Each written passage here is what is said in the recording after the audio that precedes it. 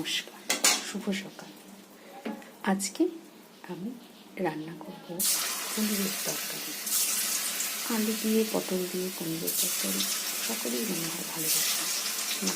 আজকে আমি কোনো পনিরের তরকারি রেসিপি দেখাচ্ছি না, যেটা মোটামুটি আমরা বাঙালি ঘরের সকল মেয়েদেররা পারি। মা ঠাকুমাদের থেকে আমরা এগুলো শিখেই ফেলেছি। মোটামুটি সবাই যেন পনিরের তরকারি আলু দিয়ে পটল দিয়ে কেমন হয়। আজকে বলবো একটা অন্য বিষয়ের কথা। সেটা হলো, জানো তো, আমি খুব কনফিউজ ছিলাম যে আমি এই ইউটিউবে এই চ্যানেল করবো, কীভাবে করবো, আমি আদৌ ভাববো কি।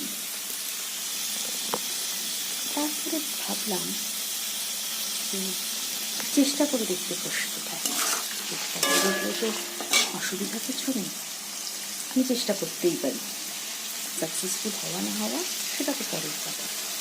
আর ফেসবুকে ভিডিও আপলোড, ফেসবুকে প্রথমটা আমি খুব একটা ভিডিও আপলোড করতে কমফর্টেবল হই না, কারণ সত্যি বলতে ফেসবুকে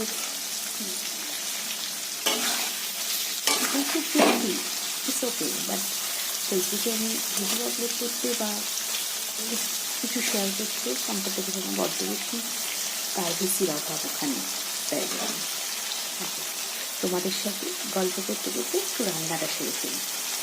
আমি কিছু জিনিস যেটা আমার কাছে নিজের জন্য খুব দামি, সেটা হলো আমার আত্মসম্মান, আমার ভালোবাসা, আমার যে কোনো কিছুর প্রতি কমিটমেন্ট। আমি পড়াশোনাও শিখেছি, আবার চাকরি বাকরির চেষ্টা করলে পেতাম না এমনটাও না, কিন্তু বাই এনি রিজন আমি সেটা করে উঠতে পারিনি।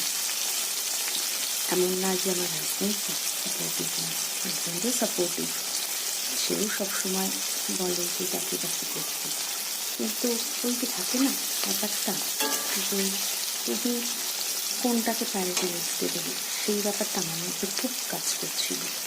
যখন আমি গ্র্যাজুয়েশন কমপ্লিট করি, তখন আমার বাবা মা চাইনি যে আমি চাকরি বাকরি পেয়ে বিয়ে করি, তাই আমার বিয়েটা হয়ে যায়।